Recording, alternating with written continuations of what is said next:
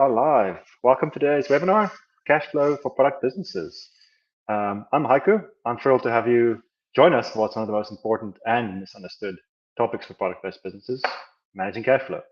So if you're a founder or operator in manufacturing, wholesale, or consumer products, you already know this truth.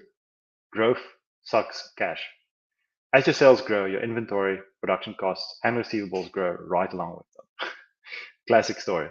And without a system to forecast and manage that movement, even profitable businesses end up cash strapped. So at Fiskal, we see this every day. Teams running successful brands, but flying blind when it comes to cash. They have solid revenue, but no visibility into what's coming in, what's going out, or how to make confident decisions week to week. That's exactly what we'll be tackling today.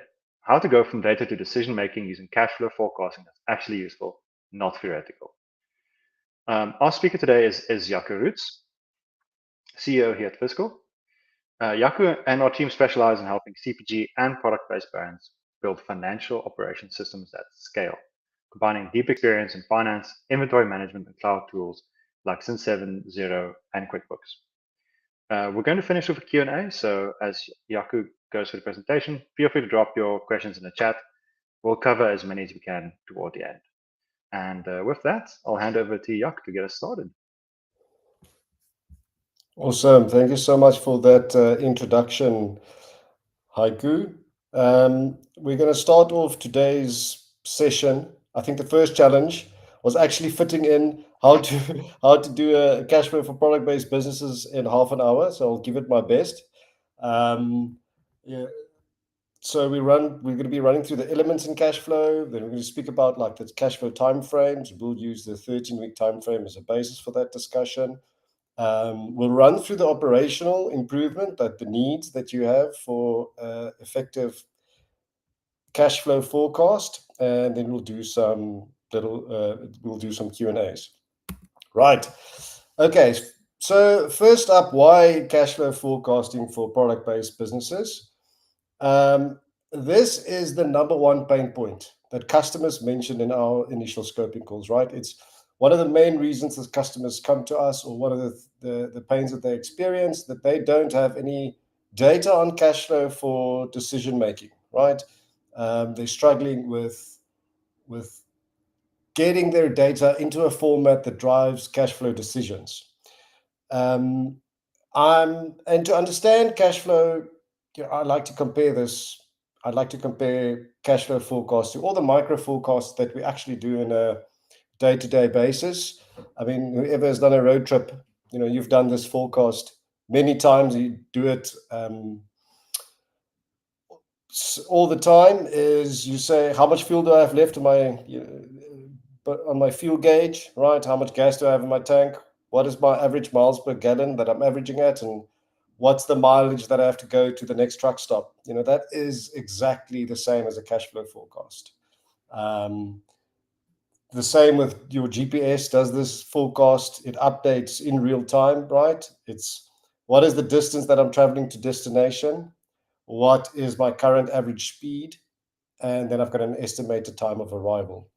So we're actually quite used to these micro forecasts in our everyday life.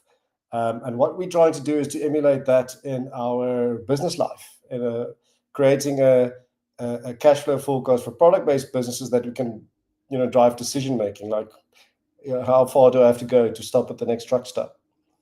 Right. So there's some fundamental truths that I'd like to start my cash flow discussions off of, is saying, we've heard this many times, revenue is vanity, profit is sanity, and cash flow is the reality. And for product-based businesses, one thing that we really see is growth. As product-based businesses scale, growth sucks cash, and it is the need that drives the need to create these cash flow forecasts. Okay, over to the elements of cash flow. To start off, we have to know what is our opening cash on hand. Then we forecast our receipts from customers. When does that land in our bank accounts? What is our forecasted payments? What are we purchasing in the next cycle, whatever the cash flow term is that we're forecasting for? What is our operating expenses for those cycles? Is there any once-off events that we are aware of? And then we've got our closing cash on hand. And then we decide whether that's a surplus or a shortfall. And then we say, okay, how do we fund that? Do we take loans? Do we speak to shareholders for funding, or do we change our decision making to deal with that shortfall or surplus? And a cash flow forecast addresses every single one of these elements, right? An effective cash flow forecast is an iterative process. We have to start somewhere. We have to forecast our cash flow. Then we have to evaluate the results that it's delivering us. And then we have to change our decisions or assumptions. And that process has to go through a consistent review. And that will give us the value out of a cash flow forecast and drive our accuracy in that iterative process, right? Forecast, evaluate. Oh, we've got a shortfall in week 5 in the forecast, potentially moving out to supply payment. That's a physical decision. Update our inventory system, and then we forecast again. So it's a consistent review and iterative process. Okay, so let's start off with forecasting receipts, and let's start with gross sales. Now, we use historical data to predict future sales volume. We extract that data from our inventory management system. We prefer Cin7 Core, or we use their module Forecast AI, or whatever your system is that you have in your business. But the important part here is to say, well, we have to get this forecast down to the SKU level. A lot of times we see forecasting happen on a dollar-based level, but that actually has to be broken down into a SKU level to say, what is the demand? What is the product movement that matches this sales demand that we're putting forward, right?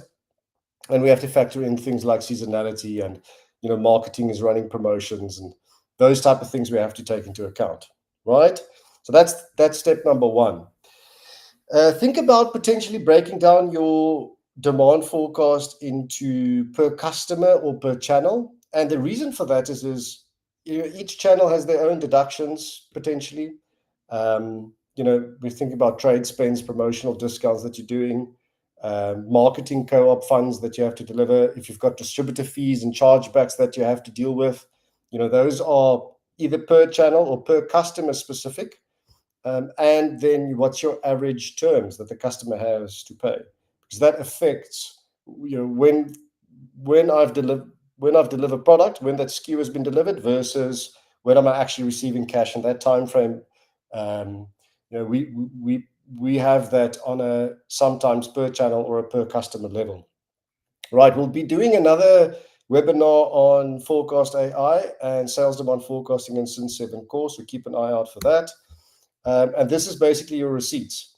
So if you know what's coming in from debtors, what are sales orders that we've received that we haven't delivered yet, and what is our demand planning sales, which we've just discussed on a per SKU level. So now I know what my inflows are, what's my total receipts that's coming in. Okay, now it gets interesting. So next up, let's move to the forecasted payments. And I'm going to split manufacturing and resellers. Also, if we're buying finished goods and we have no conversion within our own business of those goods, we'll start there and then we'll move into the manufacturing piece. So the first one is, if I'm forecasting my purchasing cycle of finished goods, I first have to start with what is my current SKUs on hand? What is my inventory availability? What's the inventory on hand that I currently have? Okay, and then what of that inventory has been allocated to sales orders that have already been processed? So what is my inventory availability? We extract that from our Cin7 Core system, but you can use whatever similar you have. But you have to start with what is currently on hand. Then, as per the previous slide, we minus our sales demand of finished goods on a per SKU level, right? And now we say, okay, is there any orders that we've already processed, like orders that we've already placed? And when is those landing dates? So we've got starting inventory availability, we've got our sales demand, we know when we're going to be replenishing goods of our known orders, and now we can say, okay, is there a shortfall or a surplus of my finished goods on a per SKU level? And I say, okay, hang on a second, there's a shortfall here. We need to think about purchasing more. Our sales demand shows that we're actually going to be, stock out on this item, stock out on that item. And now I forecast, I say, okay, but we're going to have to be forecasting additional purchases here. And now the critical items become, we need to know on hand, what is the product prices from our suppliers? What is the lead times, right? How long does it take my supplier to react to a purchase order to delivery? Since placing order to delivery, I have to forecast that. Do they have any minimum order quantities that I can only place on a certain amount of items at a certain amount of time? And I have to factor that in. So then I know how long or when I should be processing purchase orders and when they'll be landing. And then the last portion of that to say, what is the supply terms, right? Each supplier has their own payment terms. It might be net 30, net 60. Certain of our imports, a lot of the imports, I mean, what we see is you've got a upfront deposit amount, and then you've got a balance that you have to pay on delivery or on shipping. So those per supplier terms have to be worked into your cash flow forecast. Now, that's also per supplier. And are there any potential discounts, right? And let's come back to the decision-making part. What is our cash balance looking like if we plot at this segments, and then saying, well, is there potential discounts that I can take advantage of? Do we have cash surplus? So this changes our purchasing decisions. That's why it becomes an iterative process, right? Now, let's add an additional layer, which comes with manufacturing. So if you're manufacturing or you're converting any goods like raw materials into a finished good, now you have to take into account your production, right?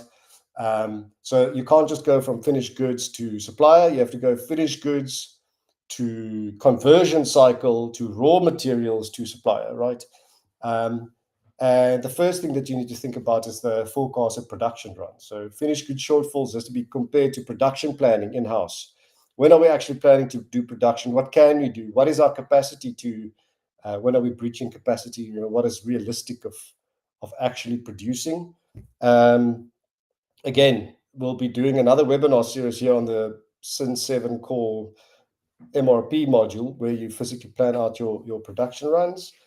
The next critical item is your bill of materials, your recipes. And that has to be accurate. We find a lot of times in the market when we start running through these processes that the recipes inside inventory management systems haven't been updated. Someone placed a recipe in 18 months ago, and we update the recipe when we do the actual productions, but the underlying recipes were never updated. But that's really important, because now we go from when is my production run scheduled to what is the bill of materials that's required in this production run, and we have to explode through the bomb, like expand that and say, okay, what is the raw material requirements that is needed for this production run? And at this point in time, we actually move to the exact same comparison we had in the previous slide, where what is the raw materials on hand, right, on a per SKU level? What do we have? What is our production forecast saying? How are we going to be drawing down on those raw materials based on the production runs that we've just planned? And now we say, okay, what is our purchasing decision that has to be made? What purchases do we have to plot if we're going to have potential shortfalls for the finished goods sales demand forecast that we did? And again, the important parts are, you need to have the up-to-date product prices. Your lead times need to be ready, and minimum order quantities need to be accurate as well. So it's quite a process of going from sales demand on a per SKU level. If you've got a manufacturing concern that runs straight through from finished good through production runs down to raw materials, down to your purchasing decision, and then again supplier terms comes into play as well, and we have to plot out those on a per supplier basis. Right. So I mean, at this stage, we've basically dealt with our receipts from customers, and our our purchases from a supplier point of view. And now we have to deal with operating expenses. So we like to start with historical expenses. Use your Xero or QBO data for this, or whichever system, whichever accounting platform you use. But then also think about your budget, right? Historics only take you thus far. You have to think about what is known. What have you put forward? What have you budgeted to take into?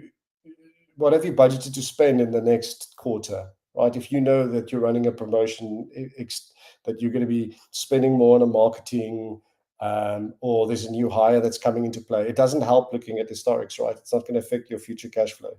So you have to make those decisions saying, am I using historical data or am I using budget? I always like to think about historical data informs the budget, but we prefer using budgeted figures, and that also depends on how accurate is your budget to actual on a per month basis, right?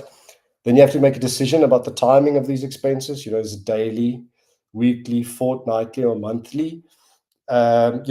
Some sales, like if you're running a sales ads, that's a daily expense. It comes off daily off of the credit card, right? And you have to account for that on a daily basis. Certain wages are weekly, others are fortnightly, and other subscriptions expenses are monthly, but they go off on a specific date, right? And that changes your forecast. If you're doing a weekly cash flow forecast, you need to know which specific date, which subscriptions go off. So we go in pretty much a lot of detail on an operating expense level, on a per expense, per supplier, per date. But once you've plotted that out, you only have to document changes, right? And you only have to, in that iterative process, if a subscription changes or if something is added, you update that. Something to consider is credit cards. Credit card expenses. If subscriptions run off a credit card, it doesn't necessarily affect cash until that credit card is paid. Just keep that in mind. Fees. I'm thinking about merchant commission, things like that. Is it when does those fees actually get deducted? Is it a physical cash out item? How does that process work? So just keep that,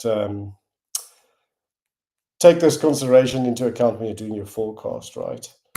All right, so basically we end up with a forecasted payment cycle that says, right, here we've got our forecasted payments on purchase orders. That's known, right? That's populated already. When is those purchase orders landing, and when is the invoice coming, and what's our terms with the supplier? Then we've got our demand planning purchases, as we worked out, like when is the shortfalls, and that we assuming that we're going to be ordering, and an assumed landing date and an assumed payment date, right? And that is driven, like what we like to do is reduce the unknowns. So in the iterative process of your cash flow forecast, right, is run through this, and the higher your demand planning purchases are, think about actually adding purchase orders into your system and say when they will land. So you reduce the amount of unknowns into knowns, and that's how you get your cash flow more accurate. Operating expenses we've just spoken about, and then if there's any accounts payable overdues that you have to take into account. Right. Let me quickly just touch on the 13-week cash flow and why I decided to choose a 13-week cash flow for this discussion. Is we feel that 13-week cash flow is 1 quarter planned ahead, and it is short enough that you reduce the amount of unknowns and assumptions in your forecast, but it is long enough to see the impact of your decision making in terms of cash flow and changing purchase orders. So it really gives you a good movement on get a good flow, about 3 months forecast, right? And that also matches a lot of our working capital cycles that customers has in terms of purchasing, because purchasing, as you would see, is probably the most complex section in terms of the cash flow forecast, and how that purchasing affects cash is on a 13-week basis, like a 3-month overview is pretty important. And we prefer to update our 13-week cash flows on a weekly basis, right? We do it on a weekly basis and we update it on a weekly basis because there's so many decisions that are made within 7 days within a product-based business that affect your cash flow again. And then you have to see the impact of those decisions and update that. So that is just our recommendation. Is 13-week really feels like the sweet spot for product-based businesses. And there you have it. There's the net result. The end result is on a per week basis. We start off, we know what our opening balance is. We forecasted our purchases and our expenses. We know what our estimated receipts are going to be. And now we can see what our net movement is and where what is our bank balance, and then saying, hang on a second, we're running into problems here in week 6, week 5. Is there some decisions that we need to make? Do we have to look at funding? And in this scenario, this is a profitable business, right? It's just the purchasing cycle ramping up for which portion of the year that drives this negative cash flow movement for this quarter. Right. Something that I wanted to touch on and close off with is, what are the obstacles really to a 13? Like what do we encounter? Like when we engage with teams, product-based businesses, what is the main hurdles to get to a 13-week cash flow? And I mean, I've actually mentioned this within the elements. When it comes to data accuracy, so the first thing is within your inventory management system or your ERP is sales history, right? Number one is we need some sales history that informs a demand forecast. So someone has to sit and do a demand forecast, or you could use the tools like Forecast AI and land up on a per SKU level what we think is the sales that are per SKU per customer level going to be. Next up is you need accurate stock on hand. Your inventory system needs to be really updated, and you need to know on a per SKU level within a 2% accuracy, or what is the quantity that I currently have on hand. Next up is your pending purchase orders. A lot of purchase orders exist within Teams emails. They're not updated in their system. So we actually can't see, like when we're doing a forecast, you say, like, what is the purchase orders that currently exist? Next one is the bill of materials I spoke to. And minimum order quantities, supplier lead times, these things are not populated in inventory systems oftentimes. And we have to go through the foundational use of these systems. So teams update this information, and they change, right? As supplier changes or suppliers change their terms of keeping it updated. Sometimes someone has gone through it 2 years ago, but no one has updated the system for it, right? The next one is you need accurate AP and AR to forecast your cash flow in the next few weeks, to kind of say, like, how up to date is this? I need to have an expected payment date, and that needs to be accurate. It's not an idealistic world, it's a realistic world. When are we actually going to be receiving this? When are we actually going to be paying these? Like I said, again, as historical OPEX data, your accounting system needs to be reconciled and accurate. And we go actually to quite a level of detail on a per supplier, per expense level, right? Budgets, you need to know what you're going to be spending. So all these data requirements filter down into your 13-week cash flow forecast. Retailer distributor portals, like what is open orders that's already been placed? How is their sales data trending? Are we going to have to be delivering in the next few weeks to them as well?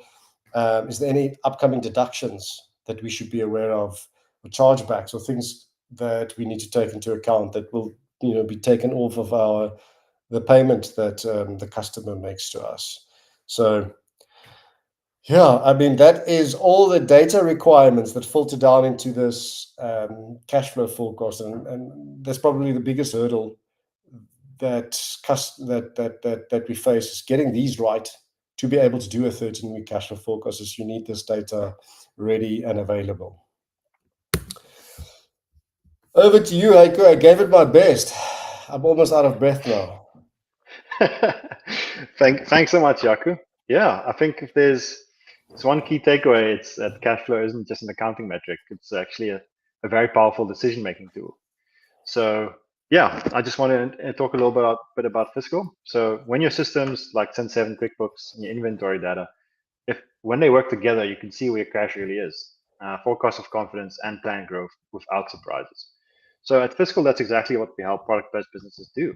It's built reliable, connected financial operations that turn data into clarity. So if you'd like to see how this could work for your business, just scan the QR code here on the screen or visit fiscalfinance.com to book your 13-week cash flow review, and someone will be happy to help you. So I think without further ado, we can jump into the Q&A. So yeah, let's look at some questions. So I received some questions beforehand. If you have any other questions, just pop them in the chat and we'll address them as they come in. So starting off with the first one, why does growth consume so much cash in product-based businesses, even when margins are strong? That is a very Good good question. question, Haiku. And I mean, I laugh because that is like one of the biggest problems we see, right? And that it comes down to your working capital cycle, your cash cycle with your customers. As I mentioned, if we import, lots of times we have to pay the deposits upfront, like when we place orders, and then you have to settle when goods are shipped and you haven't received that yet. Then they have to land, and then you have to convert if you're in a manufacturing operation, and then you sell. So that product life cycle, could be 3 months to 6 months. And as you scale up, as you increase your sales demand, and as you preparing for that sales demand, it's a negative cash flow position because you're consistently you're prepping for next 6 month sales, which means you have to spend the money now to be able to sell. You're only realizing the margins later, and the growth targets that you have drive that. So if you've got a 5% growth target, that won't have such a big impact. It means that I have to spend 5% more, and my margin carries with, takes more than enough of it. But most of these businesses want to scale, and they're pushing 25%, 30%, 150% growth targets year on year, right? So that means your margin aren't enough to cover the current cost of that scale up already. So you're in a negative cash position. So that's why growth sucks cash as you scale up in a product-based business. Yeah, that makes sense. That makes a lot of sense. So let's jump over into the next one. What data needs to be accurate in Cin7 or QuickBooks for a 13-week forecast to work properly? That's a bit of a technical question, I guess. Yeah, 100%. I think I covered some in the last operation efficiency section, and I'm inclined to say everything because the more accurate, it really comes down to reducing unknowns, and that's really what it is. You saw the level of detail that a product-based business has to go through to land up at a purchasing decision or a receipt decision, and you want to reduce the amount of unknowns and assumptions that you make. And that can only happen if you have data that's accurate, right? I can't look at historical OPEX if my data isn't segmented correctly or accurate. I can't do a purchasing forecast if I don't have my inventory on hand, if I don't have a truth of saying what's the quantity that I currently have on hand, right? So those things are foundational. Yeah, I mean, that makes sense because it's like, what are you even looking at if the data isn't correct? 100%. All right. So then also the next one is from Ryan. He says, what's the right cadence for updating a 13-week forecast, and who should be in the room? Oh, get your sales team, your supply chain team, and your finance team, and lock them in a room and say, bring me back a forecast. And then, like, after 3 days, they got it done. Say, next week Monday we're doing it again, and they'll reduce the time. So that is really it's a good question, right? Because it comes down to, it is a cross-departmental collaborative effort. Because you saw we work with sales data. It doesn't matter. Like if I'm sitting in a finance team, I can't forecast sales, right? I need the sales team to tell me, like, is these forecast assumptions correct? Are they running a promotion? Marketing, is there a product that we're pushing, right? Is there something that we're going to be doing in the next 2 months? Then it's saying, okay, 100% supply chain. What is our supplier saying? What's happening with them? How good are they on delivery? If we've got a production cycle, what does the head of production say? What is the current throughput? What can we plan when? There's a lot of production considerations that comes into that. So I would just say it's a cross-departmental effort, and you have to bring those things together to be able to line up with the cash flow. So those have to be in the room. And the way I like to think about it is you do your cash flow forecast, you do it once, you bring it back next week. You're saying, this is what we did last week, we've updated it. Now it's time for decision making. Make your decisions, update, send it back to the decisions makers. So, I prefer weekly cadence because, again, there's so many decisions that is made within 7 days that change those forecasts so often. Just I prefer doing it on a 13-week and then updating it weekly. Okay, great. So then let's take the last question, I think, because we've just run out of time, but I think let's do the last one. Christu asks, do you see data quality increasing when clients start engaging with the outputs from a cash flow forecast? A very good question, right? Yes, 100%. That is, we see data quality increasing once you see the impact of the decision, that the impact of the things that you're making, right? Is, when I go back to that slide of it's an iterative process, is when teams see the impact of the decisions that they're making, or how difficult it is to make a decision when they don't have the right data, it comes down to the improvement cycle of that again. And that process is definitely the data increases because the pressure points are being placed. It's for a cash flow to work. It's not about getting one thing right. It's about getting 100 small things right. And that improvement is we definitely see that across the board, right? Like, I mean, one example I'm thinking about is, for a $30 million turnover business, we're within $8,000 on a weekly basis for the cash flow forecast by now, just because of that iterative process.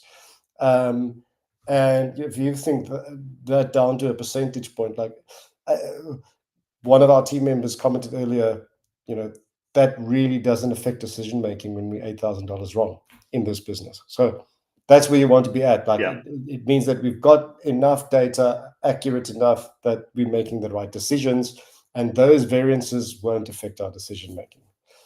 Yeah. Okay. Fantastic.